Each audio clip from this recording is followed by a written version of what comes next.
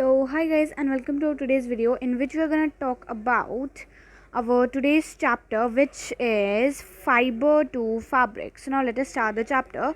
So now our first topic is our clothes and fibers. The clothes we wear are made from fibers. कि हम लोग आजकल जो clothes पहनते हैं वो तो फाइबर से ही बने होते हैं. And as learnt about fibers earlier, they are obtained from both plants and animals. And जो हमारे fibers होते हैं उनको हम मतलब obtain कर सकते हैं. हमारे पास दो sources होते हैं, एक तो होता है plants का source होता है, एक होता है हमारे पास animals का source. So these two are the sources of fibers. On the other hand, the fibers that are synthesized from chemicals and are made the fibers obtained from plants and animals are called natural fibers. कि जिन मतलब fibres को हम लोग naturally obtain करते हैं, like as जैसे हम लोग जिनको प्लांट्स एंड एनिमल्स से ऑब्टेन करते हैं उसको हम लोग बोलते हैं नेचुरल फाइबर्स, जिनको हम नेचुरली ऑब्टेन करते हैं. एंड जो वाले फाइबर्स मतलब लैब्स वगैरह में बनाए जाते हैं या फिर सिंथेसाइज किए जाते हैं केमिकल्स वगैरह से, उनको हम लोग सिंथेटिक फाइबर्स या फिर मैन मेड फाइबर्स बोल देते हैं. Plants fibres such as cotton, jute, flax are called natural cellulose fibre. Cellulose fibres का आप लोग बोल सकते हो कि प्लांट फाइबर्स ही बोल सकते हो, एक मतलब कि plant fibres, cellulose fibres. And जो आपके एनिमल्स फाइबर्स है उसको आप लोग बोल सकते हो protein fibres, natural protein fibres. ठीक है. So in this lesson we will learn about animal, मतलब जो हमारे एनिमल से जो हम लोग फाइबर्स ऑब्टेन करते हैं उसके बारे में हम लोग डीपली पढ़ने वाले हैं इस वाले चैप्टर में. Fibres from animals. Hair on the body of animals are the fibres. के जो मतलब एनिमल की बॉडी पे जो हेयर्स होते हैं वही हमारे लिए मतलब सोर्स होते हैं वूल का, मतलब जो भी है फाइबर का सोर्स होते हैं, जो मतलब एक एनिमल की बॉडी पे जो हेयर्स होते हैं. लाइक हम लोग बोल सकते हैं जो फ्लीस है शीप से, फर है रैबिट वगैरह से, ब्रिसल्स हो गए, and special fibre like silk हम लोग सिल्क वॉर्म से लेते हैं, तो इसीलिए प्लांट फाइबर्स उनके पार्ट से लिए जाते हैं. Production and processing of wool, के मतलब वूल कैसे बनाई जाती है, उसकी जो प्रोसेसिंग वगैरह है वो कैसे सारी किया जाता है उसके बारे में हम लोग पढ़ने वाले हैं. The wool fibre is natural hair that grow on the body of an animal. अभी ये कौन सा होता है जो ये वूल फाइबर होता है, क्या होता है, ये मतलब एनिमल की बॉडी पे ग्रो करता है. It is called fleece and इसको हम लोग फ्लीस बोलते हैं. And the fleece is compose of protein substance called keratin. अभी देखो मैंने आपको बताया था ना कि इनको मतलब प्रोटीन फाइबर्स भी बोल देते हैं. एंड इसीलिए क्या होता है, बिकॉज जो वूल है ना उसके अंदर प्रोटीन प्रेजेंट होता है, वूल में जो फ्लीस होती है उसके अंदर प्रोटीन प्रेजेंट होता है which is called as keratin.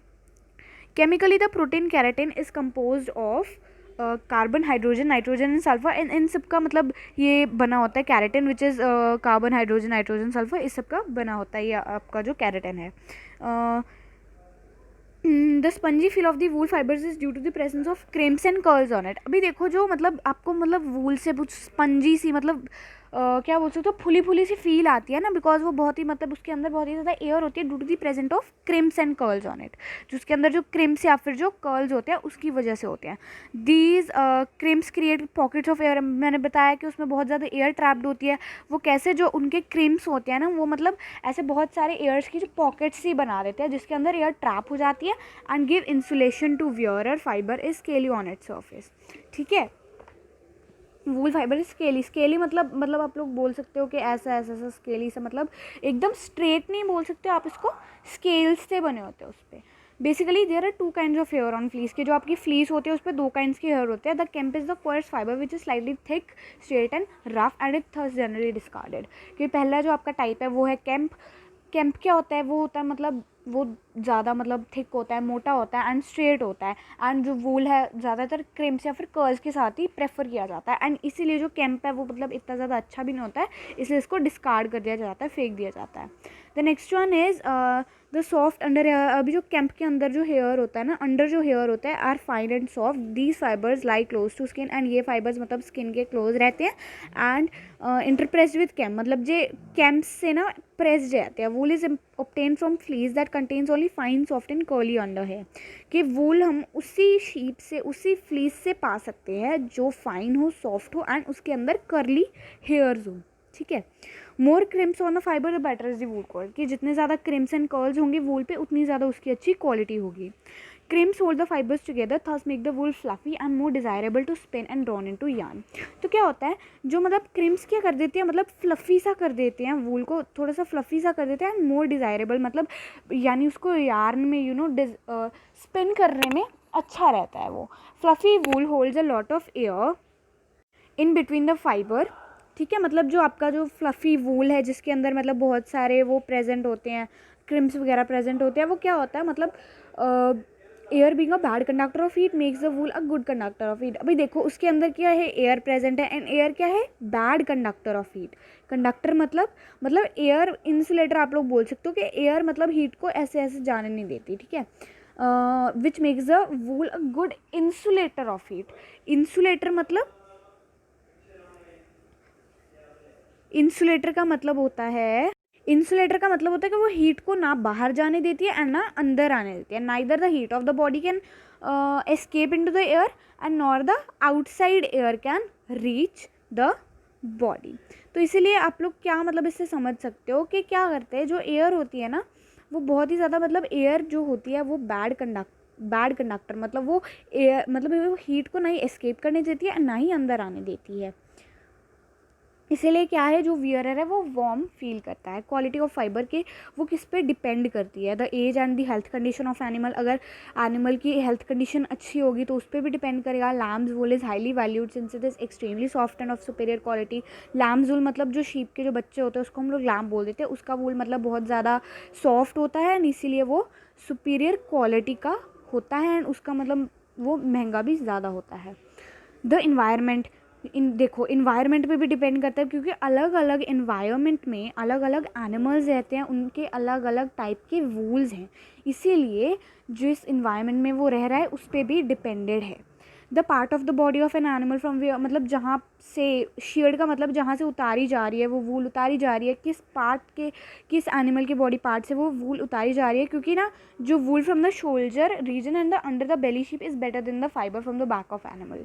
कि जो एनिमल की अगर पीठ से आप लोग निकालोगे वूल निकालते हो तो वो क्या है, शोल्डर और जो बेली की अंडर बेली की जो वूल होती है वो बैक की वूल से बेटर होती है। इसलिए मतलब जो पार्ट के हिसाब से भी जो आपकी वूल की क्वालिटी है वो डिपेंडेड है। Generally wool is obtain from sheep, goat, rabbit and Lama. कि मतलब ये मेन जो आपके एनिमल्स है जिससे वूल ऑब्टेन की जाती है वो है sheep, goat, rabbit and llama, camel, alpaca, milk from some other animals.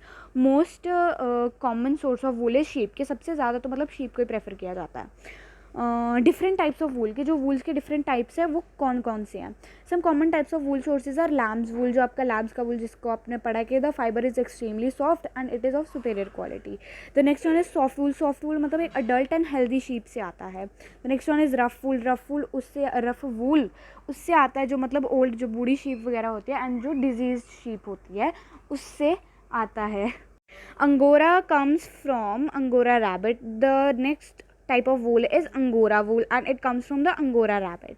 Angora wool is too soft and fluffy and it is a warm fiber, कि जो fiber है वो आपको warm रखता है and it is extremely soft and fluffy.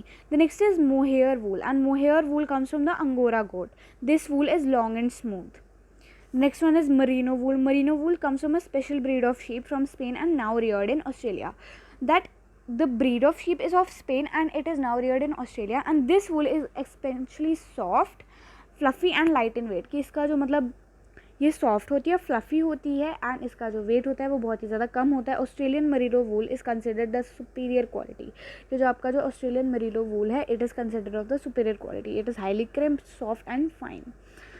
It gives a smooth and crease resistant texture to the cloth. The next one is pashmina wool. Pashmina wool comes from hill goats living in cold regions. Pashmina wool किन से मिलती है, वो वाले animals जो मतलब हिल गोट से मिलती है जो कोल्ड रीजन्स में रहते हैं, जो ठंडे इलाकों में रहते हैं। It is soft silky wool, it is valued for its soft texture and this wool is also highly valued because it is soft. The next wool is Shahtoosh wool. It is the softest and the most expensive wool in the world. It comes from the fleece of the Tibetan antelope. It comes from the animal Tibetan antelope and Chiru. It is called Chiru in local language. And chiru lives in icy cold region, मतलब बहुत ठंडे इलाकों में रहता है। जो आपका चिरू जो एनिमल है वो बहुत ही ज़्यादा ठंडे इलाकों में रहता है. It is believe that chiru is skilled for obtaining shahtoosh wool, कि चिरू को मतलब अगर आपको ये वूल चाहिए तो आपको चिरू जो एनिमल है उसको मारना पड़ेगा. इसीलिए गवर्नमेंट ने इसको बैन कर दिया है, क्योंकि उस एनिमल को बचाने के लिए, चिरू एनिमल को बचाने के लिए. Fleece from yak or the Tibetan ox, which is also called the Tibetan ox, is rough and thick and is commonly used for making blankets and rugs. मतलब ये जो आपका जो याक है वो क्या करता है, इसकी जो वूल होती है वो बहुत ही ज़्यादा थिक होती है एंड ये किसके लिए यूज़ होता है, मतलब ब्लैंकेट्स वगैरह बनाने के लिए ये यूज़ होता है. Fibres obtain from alpaca llama are soft warm and bright light and weight. Common wool also use for making rugs shawl stoles etcetera. ठीक है, तो इसीलिए जो आपका जो याक से जो आप वूल ऑब्टेन करते हो वो बहुत ही ज़्यादा रफ़ होता है, इसीलिए रग्स वगैरह होती है, जो रजाई होती है वो रफ़ होती है ना, इसलिए उसे याक की वूल से बनाया जाता है, या फिर शॉल बोल सकते हो, स्टोल्स बोल सकते हो, जो आपको गर्म रखे ज़्यादा देर तक. The next page is this one. Good to know, pure wool textile is marked with a wool mark. मतलब जो आपका जो प्योर वूल एक टेक्सटाइल होता है वो वूल मार्क ऐसे टाइप के एक मार्क से बना होता है that confirms the quality of new and poor wool. This mark also differentiate it from blended wool with inferior wool fibre और cotton that may look like pure wool. कि ये असली वूल एंड नकली वूल के बीच का एक फ़र्क भी बता सकता है. अगर वूल पे ये वाला मार्क है तो वो मतलब असली वाला अच्छी क्वालिटी का वूल है. मतलब हर किसी वूल को एक टेस्ट के थ्रू जाना पड़ता है, जिसमें अगर वो पास हो गया तो ये वाला उस पर मार्क लगता है. इसीलिए कोई भी वूल मतलब यूज़ करने से पहले ये वाला मार्क देखा जाता है. Rearing and breeding of animals for wool. कि जो एनिमल्स है उनकी ब्रीडिंग कैसे की जाती है. Sheep, lambs and other fleece-yielding animals are reared by shepherds in many parts of our country. These animals graze on grass and leaves from shrubs. मतलब ये ग्रास वगैरह खाते हैं, जो लीव्स होते हैं shrub में से खाते हैं, एंड ये सीड्स वगैरह ग्रेन्स वगैरह वो भी खा लेते हैं, ऑयल केक वगैरह ये सब कुछ खा लेते हैं, एंड उन्हें प्रोटीन रिच फूड चाहिए होता है ताकि इनका जो फ्लीस है, जो इनका वूल है, वो अच्छी तरह से ग्रो कर सके. Breeding is practiced between a sturdy cattle and of superior variety which yields more and more better quality of wool. कि जो इनका जो ब्रीड कैटल की जो ब्रीड है वो भी इनको अच्छी रखनी पड़ती है ताकि जो क्वालिटी है फ्लीस की वो भी अच्छी हो जाए. The next one is processing of fleece. ये जो आपका फ्लीस है, जो आपकी वूल है, उसकी प्रोसेसिंग कैसे की जाती है. Most of the sheep bear cream coloured wool while a few bear brown or black fleece. मतलब इसके कलर मतलब वाइट हो सकते हैं या फिर ब्राउन या फिर ब्लैक भी हो सकते हैं. The 6 stages involved, the total stages involved in the processing of wool fiber are shearing, washing, grading, carding. उसके बाद हम लोग आगे पढ़ते हैं. Shearing. So our first step is shearing. This is the process of removal of the fleece. अभी ये वाला वो वाला स्टेप है जिससे मतलब रिमूव की जाती है जो आपकी फ्लीस है, जो आपकी वूल है शीप की स्किन से. Fleece is generally shorn once a year in the spring season before the onset of summer. कि जो आपकी जो फ्लीस है वो किस सीज़न में रिमूव की जाती है, स्प्रिंग सीजन में रिमूव की जाती है. बिफोर द मतलब जब समर नहीं आ रहा होता है, समर से मतलब पहले स्प्रिंग सीजन में रिमूव कर ली जाती है जो आपकी वूल होती है. This enables the animal to live comfortably during warm months without fleece on its body. तो इसीलिए मतलब समर्स में इसके ऊपर बाल नहीं उगते हैं बिकॉज समर से पहले आपने इसकी फ्लीस उतार ली. तो इसलिए जब वार्म जो डेज होते हैं, मतलब जो गर्म दिन होते हैं, तो उसमें ये आपका जो एनिमल है वो आसानी से रह सकता है. Fleece is sheared along with the uppermost layer of dead skin with mechanical or electrically operated shears to obtain maximum length of fiber without causing pain to the animal. and मतलब remove करने के लिए electrical या फिर जो mechanical shearers होते हैं वो यूज़ किए जाते हैं. After shearing, the animal is bathed or dipped full of antiseptic solution to have its tender skin from infection. फिर क्या होता है जब आपने मतलब shearing जब कर लिया, आपने उसके बॉडी से सारा वूल जो है वो निकाल ली, उसके बाद उसको मतलब एंटीसेप्टिक टब में मतलब नहलाना पड़ता है ताकि उसकी स्किन को आप इन्फेक्शन से बचा सको. The next one is washing और scouring. The fleece when on the body of animal is covered with an oily layer called yolk. कि जब मतलब फ्लीस होता है जो बॉडी ऑफ एन एनिमल वो ऑयली लेयर से कवर्ड होता है which is called yolk. And इस योक को मतलब आप लोग वूल में आपने ये वाला योक नहीं देखा होगा क्योंकि उसे वॉश कर दिया जाता है जो आपका फ्लीस होता है. The fleece is wash to remove dirt, dried precipitation and the yoke.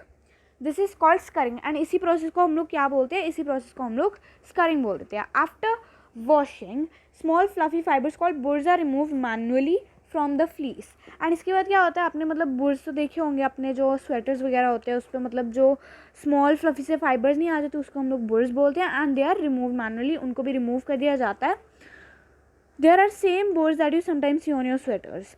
Grading और sorting, the next step is grading और sorting, the variety of wool differs with the breeds of sheep. अभी इसमें क्या होता है, इस वाले स्टेप में क्या होता है, जो आपकी जो मतलब जो वूल की आपकी वैरायटी है, वूल डिफरेंट डिफरेंट टाइप्स की है, डिफरेंट डिफरेंट ब्रीड से आई है, उसकी जो लेंथ है, जो उसकी फाइननेस है, वो सब सारी मतलब डिफरेंट डिफरेंट होती है। इसलिए इस स्टेप में क्या किया जाता है, इस स्टेप में सारी टाइप्स की वूल को अलग कर दिया जाता है। जैसे उसके अगर किसी भी अलग अलग पार्ट से वूल आई है तो उसको भी मतलब अलग अलग कर दिया जाता है। थस आफ्टर स्कारिंग, मतलब उसे वॉश वगैरह करने के बाद it is sorted and graded by hand into separate parts, उसको हाथ से मतलब अलग किया जाता है। कार्डिंग और combing, the next step is carding और कॉम्बिंग। अभी क्या होता है, the fibres after sorting are untangled, मतलब उसमें मतलब बहुत सारी ऐसे बोल सकते हो उलझन सी पड़ जाती है, एंड उसको अनटैंगल किया जाता है, उन उलझनों को सुलझाया जाता है। कैसे, वो मतलब एक कॉम की तरह ही होता है, कंघे की तरह ही होता है, मतलब they are pass through rollers, the rollers are covered with fine sheet of cloth having thin wire teeth, उसके भी मतलब टीथ से होते हैं जो एक कॉम की तरह काम करते हैं, एंड जो उस रोलर पे जो टीथ लगे होते हैं वो उन फाइबर्स को अनटैंगल कर देते हैं, उनको एक फ्लैट सी शीट का बना देते हैं, मतलब उसको हम लोग बोलते हैं web. The web is then drawn into narrow ropes of fibre called silver, and इसको मतलब वेब को बाद में क्या किया जाता है, मतलब नैरो नैरो ऐसी रोप सी बना दी जाती है जिसको हम लोग सिल्वर बोलते हैं। The next step is spinning, the narrow strands are pass through spinning machines where the strands are twisted and made into yarn. फिर क्या होता है, इनको स्पिन कर दिया जाता है, ठीक है, उनको स्पिनिंग मशीन्स के थ्रू पास कर दिया जाता है, जिससे क्या होता है वो मतलब ट्विस्ट वगैरह से हो जाता है एंड वो यार्न में बदल जाता है। Yarn is a continuous thread of fibre made from a number of fibre, it is use for either weaving or knitting. कि अभी ये यार्न होता क्या है, it is a continuous thread, मतलब अलग अलग मतलब पतले पतले थ्रेड्स को मिला के एक मोटा थ्रेड बनाया जाता है, उसको हम लोग यार्न बोलते हैं। It is use for either weaving और निटिंग, उसको हम लोग वीविंग या फिर निटिंग के लिए यूज़ करते हैं। The next one is dyeing. Dyeing का मतलब देखो उसका जो द क्रीमी वूल फाइबर में be dyed in different colours, उसको मतलब डिफरेंट डिफरेंट कलर्स में डाई कर दिया जाता है, डिफरेंट डिफरेंट कलर्स उस पर चढ़ा दिए जाते हैं, like black or brown fleece is use as such. The next one is weaving and knitting. Weaving knitting होता क्या है, yarn may be dyed in desired color and then sorted out for weaving fiber or making balls out of these 3 or 4 ply knitting wool। मतलब अभी क्या होता है, मतलब उनको yarn में बदलने के बाद क्या किया जाता है, उनके मतलब दो वेज होते हैं जिससे इसका मतलब एक क्लॉथ टाइप का बनाया जाता है, and the two ways are weaving and knitting. Weaving क्या होती है, a great variety of fabric is made from wool, these fabrics are tweed, flannel, crepe, serge और worsted। The variety of woolen cloth depends upon the quality of fiber into yarn, number of twists given to make thread out of it। अभी weaving के during क्या होता है, 2 sets of मतलब 2 set use किए जाते हैं यार्न के, मतलब एक ऐसे प्लेस कर दिया जाता है, लेंथ वाइज प्लेस कर दिया जाता है, सॉरी पहले ऐसे लेंथ वाइज प्लेस कर दिया जाता है, इसको हम लोग बोलते हैं रैप, एंड दूसरा ऐसे क्रॉस वाइज कर दिया जाता है जिसको हम लोग बोलते हैं वेफ्ट। एंड इससे फिर क्या होता है, weft is set through a spindle on a shuttle, the warp and weft are interlaced, इसकी वजह से क्या बन जाता है, क्लॉथ सा बन जाता है। The next one is knitting. Knitting wool involves the use of single yarn. देखो निटिंग तो आपने सुना है जिसको हम लोग बुनना बोलते हैं, एंड इसमें क्या होता है, इसमें सिर्फ एक सिंगल यार्न यूज़ किया जाता है, सिंगल से धागा यूज़ किया जाता है। Pullover and vest, vest मतलब ये वाली जो आपकी निटिंग नीडल्स होती है, from knitting wool on a machine और using a pair of needles making loops. Loops मतलब आप लोग बोल सकते हो कि knitting wears are loose, stretchable and comfortable to wear, कि जो आपकी निटिंग जो निटेड वियर जो आपके स्वेटर्स वगैरह होते हैं वो सारी नानी वगैरह बुनते हैं ना, वो सारे निटिंग से ही बनते हैं, एंड आप स्वेटर्स वैसे ही पहनते हो तो वो बहुत ही ज़्यादा स्ट्रेची और कंफर्टेबल होते हैं। So this is all for today's video, I will meet you in the next video, bye bye.